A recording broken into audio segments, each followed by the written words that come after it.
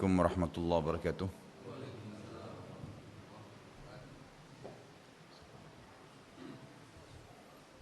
Innal hamdalillah nahmaduhu wa nasta'inuhu wa nastaghfiruh wa na'udzu billahi min shururi anfusina wa min sayyiati a'malina may yahdihillahu fala mudilla lahu wa may yudlil fala hadiya lahu. Wa asyhadu an la ilaha illallah wahdahu la syarika lahu wa asyhadu anna Muhammadan abduhu wa rasuluh. Qala Allah ta'ala ya ayyuhalladzina amanu taqullaha haqqa tuqatih wa la tamutunna illa wa antum muslimun.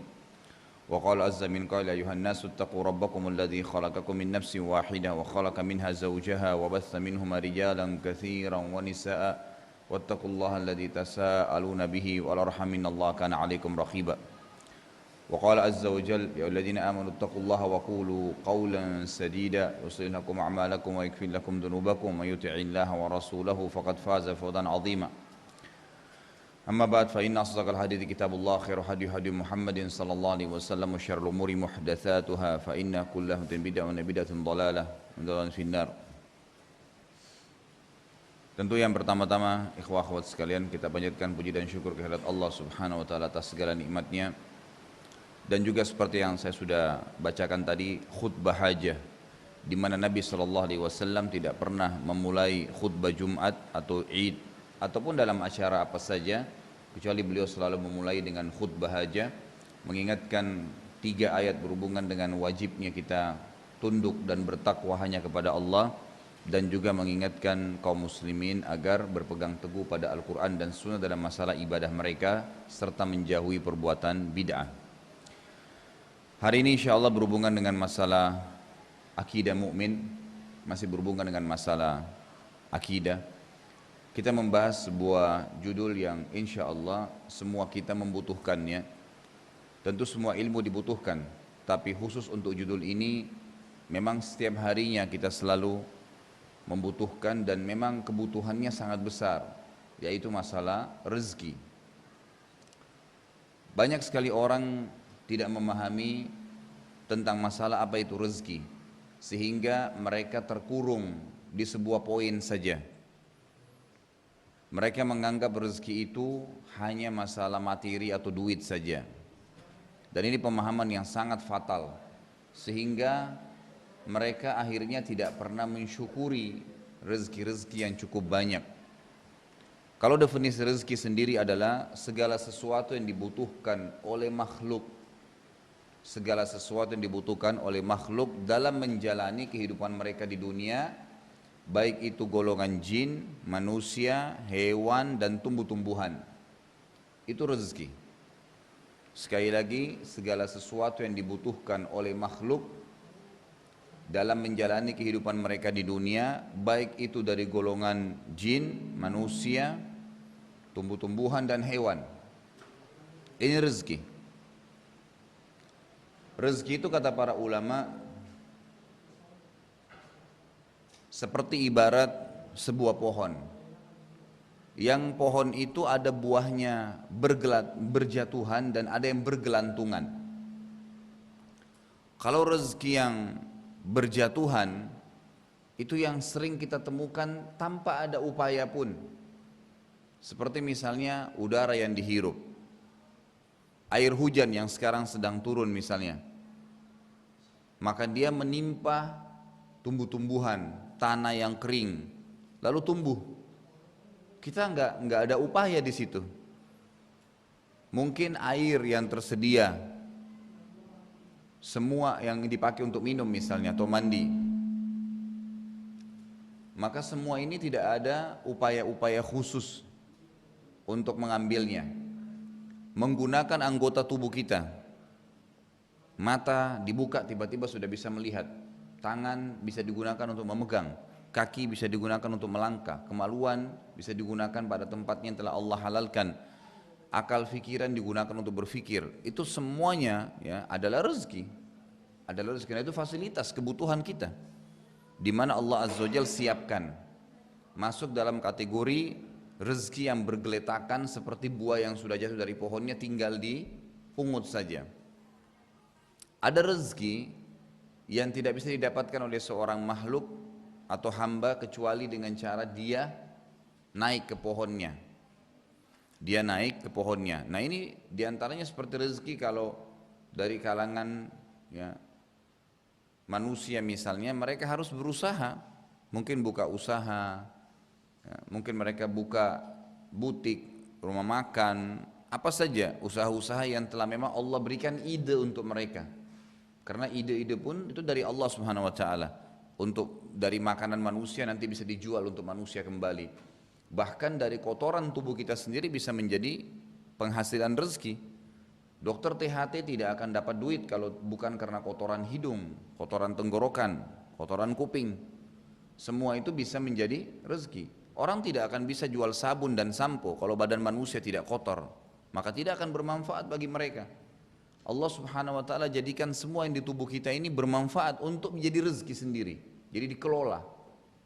Sisa-sisa makanan yang kita buang ke tanah, dimakan oleh tanah, yang kita biasa bahasakan ditimbun, lalu kemudian menjadi sari makanan lagi buat tumbuh-tumbuhan, lalu tumbuh-tumbuhan itu mengeluarkan lagi kembali buah-buahannya, lalu kemudian bermanfaat lagi buat manusia. Itu semua adalah rezeki-rezeki yang banyak orang tidak sadari masalah itu.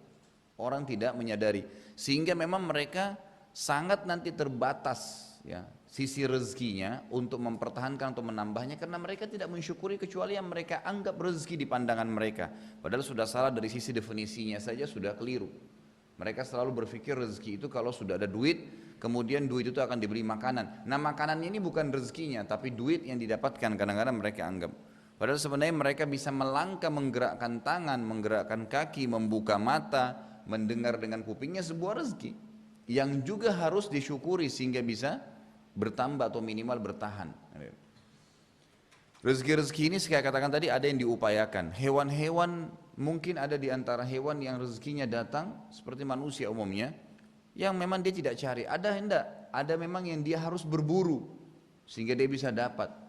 Begitu keadaannya. Tumbuh-tumbuhan sama halnya. Makin besar akarnya, akar itu akan makin banyak mencari sari makanan di dalam tanah gitu. Maka itu akan lebih banyak, maka pohonnya lebih besar dibandingkan dengan yang akarnya sedikit misalnya atau kecil. Semua seperti itu kurang lebih. Ini contoh-contoh saja tentang masalah definisi rezeki itu sendiri. Jadi sangat keliru kalau ada orang menganggap rezeki hanya berkisar di masalah materi tertentu saja. Padahal semua yang dia gunakan, fasilitas yang dia butuhkan di bumi ini selama dia hidup di dunia, maka itu adalah rezeki dari Allah Subhanahu wa taala. Nah, sekarang pembeli rezeki dari definisi ini, semua fasilitas tadi yang merupakan menutupi kebutuhan seorang hamba, hanya Allah Azza wa Jalla yang memberikan, tidak ada yang lain.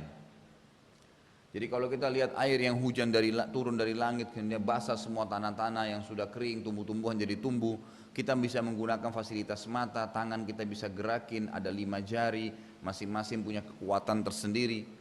Saya pernah keluar dari supermarket, kemudian saya gunakan satu saja jari saya untuk ngangkat kresek, itu dengan 5-10 kilo bisa ngangkat.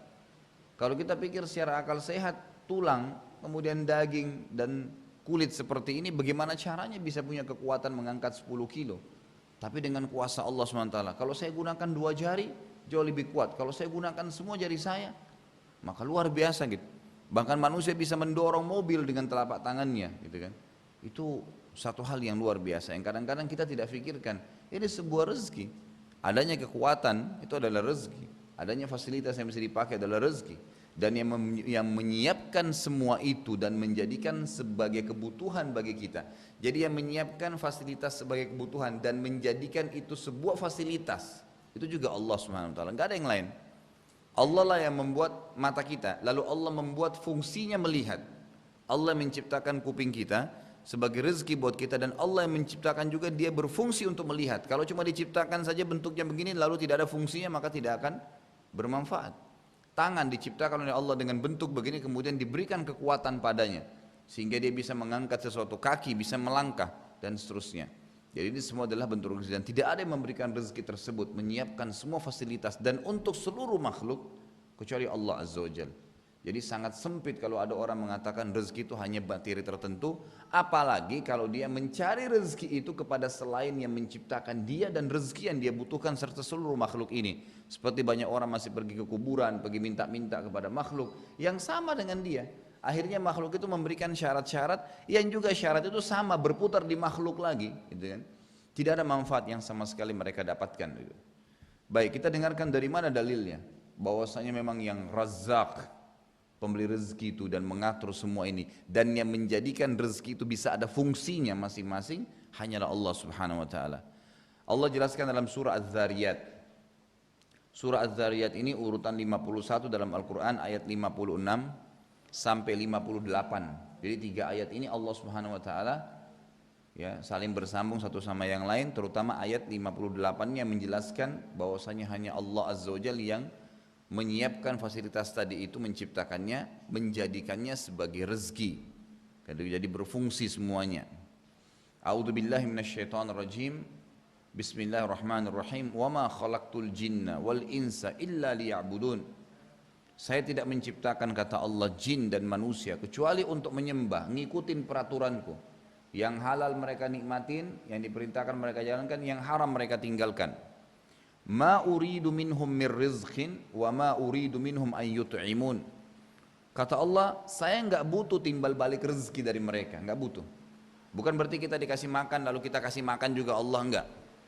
Allah enggak butuh itu. Allah enggak butuh menyiapkan kita sawah sehingga kita bisa bercocok tanam, bisa menanam padi, kemudian hasilnya kita kasih ke Allah, enggak. Allah enggak butuhin itu. Allah enggak butuh respon kembali rezeki yang sudah dikasih. Sama hal, maksudnya dengan benda atau fisik yang sama. Allah enggak butuh, dan Allah tidak butuh juga diberikan makan apa yang sudah kita makan. Kalau kita bercocok tanam, Allah enggak butuh kita kasih tanah itu sebagian untuk Allah sebagai penciptanya. Allah enggak butuh juga hasilnya dari padi tadi. Allah enggak butuh juga pada saat kita masak makanan padi tersebut lalu kita kasih ke Allah. Allah enggak butuh semua. Allah mengatakan ma uridu minhum min rizq. Saya tidak butuh rezeki dari mereka, tidak butuh timbal balik unsur fasilitas tadi. Wa ma uridu an yut'imun. Saya tidak butuh juga untuk mereka berikan hasil masakan mereka kepada saya. Enggak butuh. Jadi Allah SWT tidak mengatakan, Allah siapin tapi Allah tidak butuhkan. Apa kata Allah? Di ayat 58 tadi itu ayat 57 ya. Innallaha huwar razzaqu dzul quwwatil matin. Sesungguhnya hanya Allah lah Razzaq. Razzaq ini sama yang sering saya tekan-tekan adalah siga mubalaghah, sesuatu yang melampaui batas dalam bahasa Arab. Jadi kalau dikatakan rizqun itu berarti sesuatu fasilitas. Kalau raziq berarti pembeli rezeki tapi pada item-item tertentu. Tapi kalau dikatakan Razzaq berarti dia menyiapkan semuanya dan kontinu terus, tidak pernah berhenti. Pohon ini habis buahnya, musim lagi buah lagi gitu. Hujan, selesai orang butuhan turun lagi hujan. Kita tidur, selesai tubuh kita tidur semua, bangun, mata tetap berfungsi lagi kembali, tangan berfungsi, kaki terus berfungsi. Jadi Razzaq itu kata ulama tafsir adalah zat yang luar biasa sempurnanya, menciptakan, memfungsikan dan mempertahankan. Terus begitu fasilitas. Jadi itu makna Razzaq bukan hal yang ringan tapi hal yang luar biasa bobotnya, gitu kan? Maka Allah mengatakan innallaha huwar razzaq dzul quwwatil matin, ditambah lagi dan dia adalah sekuat-kuat tempat untuk bersandar dan bergantung. Enggak butuh bergantung kepada selain Allah Azza wa Jalla. Saya pernah dengarkan kasetnya Syekh Muhammad Urifi, jazakallahu khair. Beliau pernah bicara, ya, kebetulan berhubungan dengan ayat ini gitu. Az-Zariyat ayat 51 sampai 56 sampai 58. Saya dengarkan dia bilang, ada teman dia tanya, seorang pengusaha di Mekah, karena beliau kebetulan dosen di Ummul Qura tadinya. Kalau sekarang saya tidak tahu lagi. Cuma kasetnya salah satu yang saya pernah dengar itu sangat menarik itu. Saya dengarkan dia bilang temannya naik mobil sama dia seorang pengusaha, lalu dia bilang, "Syekh, ajarin saya satu doa yang saya bisa amalkan supaya rezeki saya terus bertahan dan bertambah."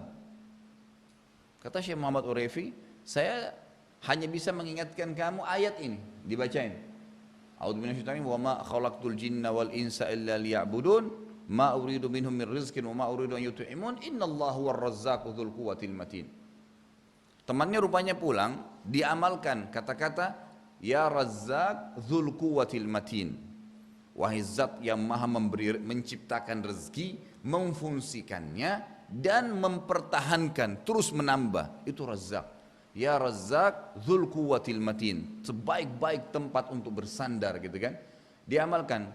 Kata Syekh Muhammad Urefi, setelah sebulan saja dia telepon saya dengan senyum, dengan gembira, ya dengan tertawa dia mengatakan, Syekh, alhamdulillah, ya, dalam bahasa Arab, inna razaqanir razzaq dzul quwwatil matin bimilyur riyal. Maksudnya zat yang maha pemberi rezeki tadi itu benar-benar saya amalkan dalam hidup saya, dan dia telah memberikan saya rezeki 1 juta rial dalam sebulan, kan gitu. Ini bukan berarti kita mematok jumlahnya, tapi bagaimana dia dengan keyakinan benar bahwasanya hanya Allah pemberi rezeki, tidak ada selain Allah. Jangan pernah yakini ada yang memberikan rezeki kecuali Allah. Allah Azza wa Jalla. Tangan kita saja tiba-tiba bangun, la qaddarallah stroke, maka yang menciptakan tangan Allah, yang ciptakan struknya Allah, yang mematikan fungsinya sehingga tidak bisa berfungsi adalah Allah, yang bisa memfungsikan kembali hanya Allah. Gak ada yang lain. Maka keliru orang kalau menggantungkan nasib hanya dengan dokter, hanya dengan makhluk. Semua itu makhluk seperti kita, cuman beda jenis saja. Maka jangan pernah menggantungkan, apalagi ada orang dengan kejahilian yang luar biasa, bergantung pada batu dianggap keramat, keris lah, orang matilah. Bahkan ada di India orang yang menyembah sapi, ada yang menyembah kemaluan perempuan, na'udzubillah gitu. Kejahilan yang luar biasa gitu. Jadi ini dalil yang menjelaskan luar biasa bagaimana ya Allah Subhanahu wa taala menutupi. Dengan satu ayat ini sudah cukup sebenarnya untuk menjelaskan tidak boleh kita gantungkan nasib kecuali kepada Allah Subhanahu wa taala. Dalil yang kedua adalah surah Ar-Rum. Urutan 30 dalam Al-Qur'an surahnya ayat 40 yang bunyinya a'udzubillahi minasyaitonirrajim. Bismillahirrahmanirrahim. Huwallazi khalaqakum thumma razaqakum thumma yumitukum thumma yuhyikum. Hal min syurakaikum may yaf'alu min dzalikum min syai' subhanahu wa ta'ala amma yusyrikun. Artinya dan tadabburnya ya, huwallazi khalaqakum, hanya dialah Allah yang telah menciptakan kalian. Perhatikan kata-kata khalaqa, itu artinya menciptakan. Apa itu menciptakan? Dari sesuatu yang tidak ada menjadi ada. Kalau manusia hanya membuat, bukan menciptakan. Allah menjadikan ayam bisa bertelur, kemudian telurnya itu berisi cairan yang kalau kita pecahin, digoreng jadi makanan manusia. Dari mana sistem ini? Dan pada saat dibiarkan jadi manusia, jadi ayam, jadi makhluk. Ini namanya menciptakan. Dari tidak ada air yang cair, telur yang cair jadi anak ayam. Biji yang kita anggap mati, kemudian dilempar di tanah, tiba-tiba jadi pohon, gitu kan? Sperma laki-laki yang kadang-kadang subhanallah orang berhubungan biologis, lalu kalau terbuang pun dianggap biasa sama dia, padahal itu keajaiban yang luar biasa. Sperma yang lebih halus dari satu sperma itu lebih halus daripada sebutir debu. Begitu juga dengan sel telurnya wanita yang keluar dari pinggul dia, itu juga lebih halus daripada sebutir debu yang bisa ketemu kemudian menjadi manusia kayak kita. Itu menciptakan. Kita bisa ngomong, bisa teriak, bisa bicara, bisa berpikir dan seterusnya. Itu menciptakan. Kalau manusia hanya membuat saja, menciplak. Coba apa yang paling canggih dari manusia? Komputer misalnya, HP sekarang dengan memorinya saja bisa menampung sekian banyak data-data. Dari mana itu? Kalau kita baca buku sejarahnya, dari mana ditemukan teknologi dan hanya terbuatlah sebuah memori. Baik itu memori di komputer yang dibahasakan hard disk lah, atau di memori HP yang ada, atau apa saja sekarang ya, teknologi itu sudah menggunakan memori dari handycam dan seterusnya. Itu semua diambil dan diciplak dari bagaimana luar biasanya otak manusia. Dan itu pun mereka harus menggunakan perangkat-perangkat berat dari besi, yang manusia adalah perangkatnya dari urat saraf ya, yang selalu basah dengan darah. Bagaimana bisa menampung memori yang luar biasa? Mata manusia sebuah kamera yang canggih. Kenapa kalau ada orang mati saudaraku, itu difoto oleh polisi sekitar tubuhnya termasuk matanya. Karena matanya akan memperlihatkan siapa yang terakhir dia lihat sebelum dia dibunuh atau sebelum dia mati. Makanya biasa penjahat sudah tahu ini, mereka pakai topeng atau sengaja membunuh dengan tidak. Kalau enggak ketahuan, jadi dari matanya difoto berulang kali, itu akan terpantul nanti cahaya siapa yang orang terakhir dia lihat gitu. Ketahuan, banyak pembunuh ketahuan gara-gara itu. Itu luar biasa. Dan mata manusia kamera yang tercanggih di dunia, nggak ada kamera yang bisa mengalahkan. Ini bukan lagi 10 atau 20 megapiksel, tapi ini tidak bisa dibayangkan. Kita datang ke sebuah tempat, melihat sekali saja, sudah dikupik oleh mata kita, dikupik cat, selesai. Coba 20 tahun lagi kita datang ke tempat yang sama, kita akan ingat. begitu luar biasanya canggih, ya. Dan ini adalah urat saraf yang selalu basah dengan darah. Kalau sebuah memori chip mungkin masih bisa dikatakan akal manusia keras. Ini perangkat yang lunak sekali, tapi bisa begitu. Dan para ilmuwan mengatakan otak manusia yang dengan teknologi sekarang yang sudah ditemukan pun itu baru digunakan sekitar 30%-nya. Masih belum banyak yang belum dipakai gitu dari otak-otak manusia yang luar biasa. Dan satu urat saraf manusia itu sudah cukup untuk menampung semua buku yang pernah ditulis di muka bumi. Luar biasa, berapa miliar urat saraf kita di otak yang terus berfungsi dengan sinyal-sinyal listriknya, dan itu luar biasa gitu kan. Ini nggak bisa dibayangkan, ini namanya menciptakan. Bukan manusia yang dikatakan menciptakan mobil, tidak membuat ia. Gitu. Pesawat dari mana? Yang kita merasa kita cuman karena lahir sudah tahu ada pesawat, tinggal beli tiket naik terbang dari sini ke Surabaya 2 jam. Pernah nggak Anda berpikir per detiknya bagaimana pesawat itu bisa terbang? Besi terbang di udara, kemudian bisa jalan sekian ratus kilometer gitu kan, dengan teknologinya. Ternyata itu menciplak ya burung yang Allah ciptakan, hewan bisa terbang sekian ribu kilometer dan mereka dengan mengepakin sayap saja. Akhirnya manusia cuma bisa buat besi juga. Sama halnya dengan helikopter. Mereka penasaran kalau pesawat harus ada landasannya. Tidak, kita mau buat yang lebih canggih lagi. Tanpa harus ya mengambil jarak yang cukup jauh untuk take off. Seperti pesawat bisa langsung terbang, digunakan untuk peperangan. Dibuatlah helikopter. Dilihat dari mana? Dari capung. Anda kalau kembali ke historinya, saya sempat lihat cuplikannya sendiri, itu luar biasa bagaimana mereka menciplak dari capung, bisa berdiri, tiba-tiba dari tempatnya langsung berdiri ke atas, langsung jalan. Nggak pakai landasan lagi, artinya nggak pakai lagi harus cepat kekuatan tertentu, karena pesawat harus dengan kecepatan tertentu baru dia bisa take off. Dan ada memang jenis burung yang begitu, dia harus lari dulu kemudian dia baru terbang. Itu awalnya dibuatnya pesawat itu. Dan ambil semua apa yang manusia lakukan sekarang, subhanallah, hanya menciplak saja apa yang telah Allah Azza wa Jalla ciptakan. Makanya kata-kata huwallazi khalaqakum ini kalau mau dijabarin bisa jadi berapa lembar buku gitu kan. Dengan luar biasa kita datangkan fakta-fakta penciptaan Allah Azza wa Jalla. Kemudian Allah mengatakan tidak cukup huwallazi khalaqakum, thumma berarti berhubungan. Ya, ini berhubungan sekali. Kata-kata thumma dalam bahasa Arab artinya hubungan antara jumlah sebelumnya dengan jumlah setelahnya. Kemudian dia menciptakan kalian, kemudian thumma razaqakum, menyiapkan fasilitas kalian. Fasilitas semuanya. Tadi saya kasih contoh, menciptakan kuping, mata, kemudian memfungsikannya. Bagaimana bisa berfungsi kuping ini sehingga mendengar, mata untuk melihat, dan masing-masing punya fungsi. Enggak bisa diubah. Allah sudah ciptakan sistemnya, enggak bisa mata dipakai makan, harus cuma melihat. Kuping enggak bisa dipakai untuk melihat, tapi hanya bisa mendengar dan seterusnya. Allah yang menciptakan razaqakum itu. Thumma razaqakum, Allah siapkan fasilitasnya, kemudian rezeki itu Allah pertahankan. Gitu kan, Allah yang mempertahankan itu. Thumma yumitukum, kemudian Allah jelaskan kelemahan manusia, makhluk. Kemudian dia pasti akan mematikan kalian. Jadi jangan sampai rezeki tadi fasilitas yang luar biasa itu membuat kalian lalai. Pasti kalian akan mati setelah itu. Sekuat apapun fisiknya, gitu kan? Sebesar apapun postur tubuhnya, mau manusia, mau jin, mau hewan, gajah yang paling besar pun mati. Mungkin pada saat dia hidup dia menginjak hewan lain bisa hancur gitu kan. Manusia sekuat sekekar apapun tubuhnya tetap dia akan melemah dan dia akan mati. Dan luar biasa bagaimana Allah mengatakan thumma yumitukum, berhubungan semua. Kata-kata thumma terus berhubungan, terus berhubungan. Dia menciptakan kalian, memberikan kalian fasilitas, kemudian dia mematikan kalian, thumma yumitukum, thumma yuhyikum, dan Allah pastikan kalian akan dibangkitkan pada hari kiamat. Dia akan menghidupkan kembali kalian. Sebagaimana sabda Nabi SAW dalam hadis Bukhari, semua jasad kalian akan dimakan oleh tanah kecuali tulang ekor kalian. Di mana Allah Azza wa Jalla akan menghidupkan kalian dari tulang ekor itu seperti tumbuhnya ya pohon. Bagaimana tumbuh tiba-tiba seret jadi manusia lagi di padang mahsyar. Ya, ini Allah SWT sudah menyampaikan dan juga melalui lisan Rasulnya sallallahu alaihi wasallam. Kemudian Allah mengatakan setelah itu, hal min syurakaikum may yaf'alu min dzalikum min syai'? Ada enggak yang kalian sembah selain Allah bisa buat seperti itu? Ada enggak yang bisa ciptain dulu, kemudian memberikan rezeki fasilitasnya, kemudian mematikan, kemudian menghidupkan lagi kembali?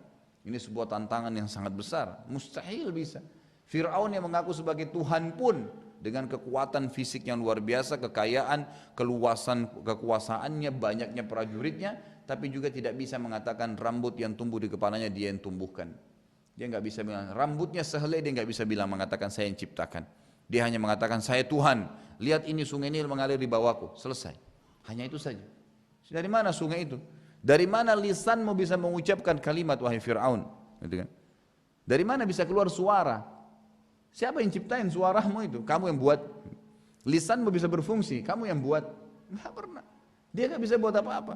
Begitu lemahnya manusia dan begitu jahilnya kalau dia mengaku sebagai Tuhan. Apalagi kalau menganggap ada Tuhan selain Allah Azza wa Jalla. Nggak mungkin, mustahil. Allah terus mukhatabah dengan kita. Jadi hal min syurakaikum, hal ini berarti ditanya, istifham.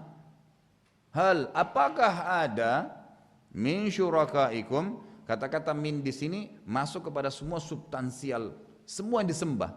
Min syurakaikum, dari apapun yang kalian sembah kecil, sekutu-sekutu Allah itu sampai yang besar. Kemudian may yaf'al min dzalikum, ya, min syai', semua pakai min di sini. May yaf'alu min dzalikum, itu kan, yang bisa mengerjakan itu untuk kalian, min syai', dari sesuatu yang kecilnya. Telur misalnya, bisa enggak dia buatin kulitnya saja? Bisa enggak dia buat cairannya saja? Sperma, bisakah dia buat alat kelaminnya saja? Bisakah dia buat fungsinya bisa berjalan? Tidak bisa, semuanya gitu kan. Tidak akan mungkin sama persis dengan manusia atau sama persis dengan apa yang Allah ciptakan, mustahil terjadi. Pasti banyak sekali kesalahan. Lalu Allah mengatakan menutup ayat yang luar biasa, Subhanahu wa ta'ala amma yusyrikun. Maha suci dan maha tinggi dia terhadap apa mereka sekutukan. Kenapa harus sembah selain Allah gitu? Enggak mungkin, apalagi menggantungkan nasib, apalagi meragukan kemahakuasaannya Allah Azza wa Jalla. Kemudian dalil yang ketiga surah Ghafir, urutan 40 ayat 64. Surah Ghafir atau surah Mu'min ya. Umumnya sih di Al-Quran ditulis surah Mu'min, tapi dia punya dua nama, surah Ghafir dan surah Mu'min. Urutan 40 dalam Al-Quran ayat 64, bunyinya A'udzubillahi minasyaitonirrajim, Bismillahirrahmanirrahim. Allahul ladzi ja'ala lakumul arda qarara was-samaa'a binaa'a wa sawwarakum fa ahsana suwarakum wa razaqakum minat thayyibat. Dzalikumullahu rabbukum fatabarakallahu rabbul alamin. Allahul ladzi ja'ala lakumul arda qarara. Allah lah satu-satunya yang telah menjadikan untuk kalian bumi terhampar. Bumi kita bisa bangunin, bisa cocok tanam. Dari mana sekarang bangunan ini bisa berdiri? Tanah dasarnya diciptakan oleh Allah. Lalu dibuatlah oleh Allah Azza wa Jalla. Dari tanah itu ada pengelolaan dan batu yang ada komposisi bumi sebenarnya. Jadilah semen, jadilah tanah. Ambil air, disatukan, susun, jadilah komposisi bangunan seperti sekarang. Pohon-pohon ditebang, jadilah pintu-pintu kayu. Semua sama dari komposisi yang sama, yang Allah sudah siapin sebelumnya, gitu kan? Banyak orang semua tidak berpikir masalah itu. Artinya kata ulama, menjadikan bumi ini qarara itu bukan hanya sekedar bisa terhampar saja, tapi terhampar dan dimultifungsikan. Diambil dari dalam bumi itu beragam macam. Sudah ada komposisi batu, ada air, ada tanah seperti kita tahu. Kemudian diambil, kemudian dibuat lagi, dikelola lagi dengan Allah SWT yang mengilhamkan kepada manusia bagaimana cara membuat bangunan. Dari mana akal manusia menyusun batu-batu, membuat simetris, kemudian berdiri tingginya sekian, kotak begini, kamar tidur ada. Semua itu bukan cuma begitu saja ya. Maksudnya bukan manusia yang berpikir itu, tapi memang sudah ada yang sebenarnya tinggal tiba-tiba, bukankah kita biasa duduk, oh iya saya harus begini ya. Itu semua dari Allah Azza wa Jalla. Munculnya ide-ide itu adalah dari Allah Subhanahu wa ta'ala itu. Ya, jadi ini satu hal yang harus diketahui. Jadi bumi jadi terhampar, bisa tidak tertumpah airnya. Berputar bumi setiap hari, setiap saat berputar. Kenapa air lautnya tidak tertumpah ke atas sementara kita terbalik-balik? Kenapa manusia tetap bisa jalan dengan enak sementara bumi ini berputar? Bayangkan kalau sebuah tempat itu berputar dan kita hidup di dalamnya, makan, minum, tidur, tapi nggak masalah. Qarar, tetap Allah kokohkan. Was-samaa'a binaa'a, dan Allah jadikan untuk kalian langit. Kata-kata bina artinya dibangun. Memang sengaja Allah bangun sebagai bangunan, dan di sini dia menggunakan ya tanwin, mengatakan binaa, itu berarti menandakan membangunkan langit dan menjadi bangunan untuk kalian. Jadi seakan-akan kita ini berada di bawah, di dalam sebuah bangunan.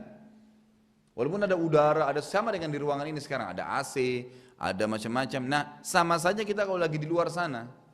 Kita sedang berada di dalam sebuah bangunan, yang di luar bangunan ini ada pencipta Allah Azza wa Jalla.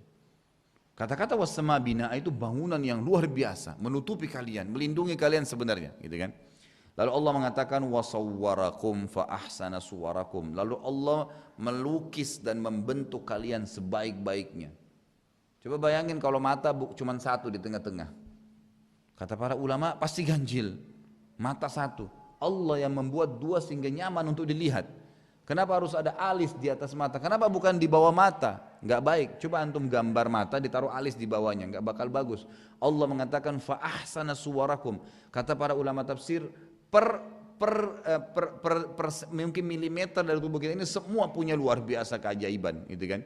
Ada bulu yang tumbuh di tempat tertentu, ada ketebalan bulu tertentu, bola mata terdiri dari kelopak mata. Bisa saja bola mata saja, tapi coba kalau bola mata tanpa kelopak mata, jadi jelek. Tapi dengan ada kelopak mata, selain melindungi menjadi indah kelihatan. Dihiasi lagi sedikit dengan bulu mata, kemudian hidung dengan dua lubang. Kenapa enggak satu saja lubang? Allah Azza wa Jalla menciptakan fa ahsana suwarakum, itu sempurna luar biasa gitu. Saya kasih contoh.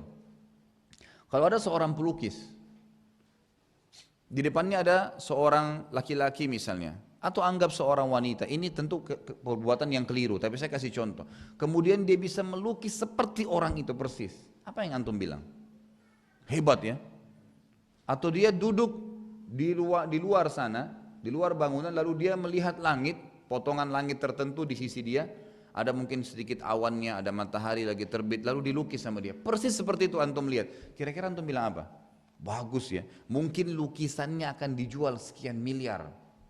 Gitu kan harganya. Padahal apa yang dia lakukan? Dia hanya menciplak.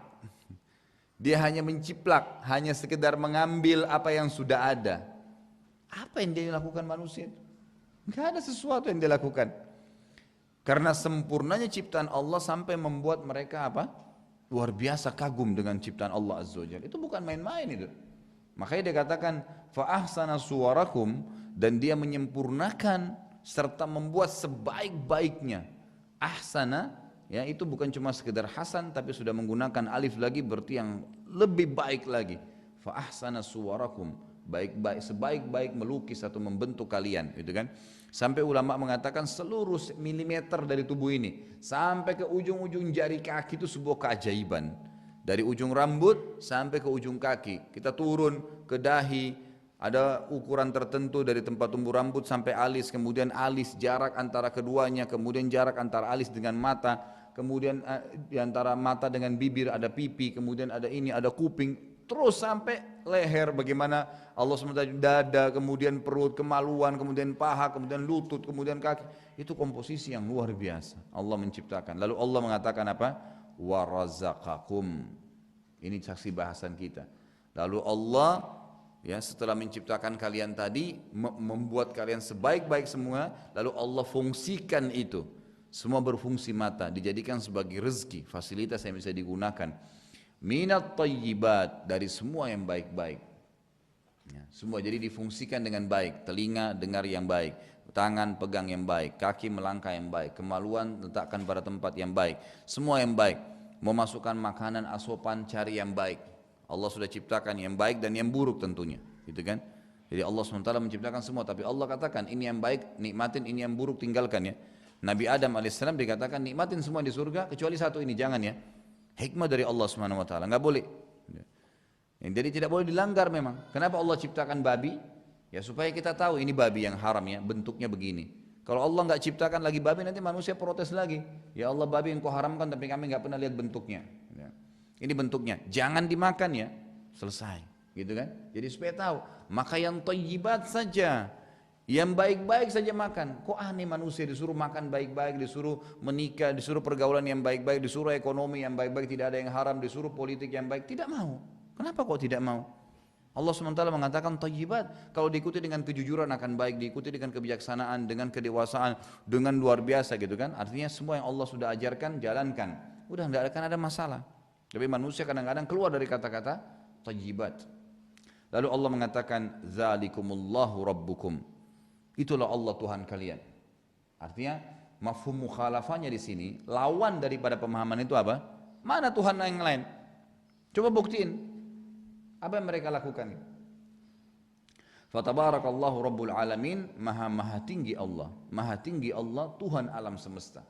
Jadi alamin itu bukan cuma alam semesta sebenarnya definisinya. Alamin itu adalah semua, kullu ma siwallah, dikatakan alam. Semua selain Allah dikatakan alam. Apa saja, di langit, di bumi, kelihatan, tidak kelihatan, namanya alam. Maka dikatakan Rabbul Alamin, bukan Tuhan alam semesta sebenarnya, itu lebih sederhana. Kalau yang lebih hebat lagi adalah Tuhan segala selain Allah. Semua selain Allah Azza wa Jalla. Lalu di jalan dalil yang keempat adalah surah Qaf. Qaf ini surah nomor 50 ayat 6 sampai ayat 11. Allah Subhanahu wa taala mengatakan, a'udzubillahi minasyaitonir rajim, afalam yanzuru ilas samai fawqahum kaifa banainaha wa zayyannaha wa ma laha min furuj.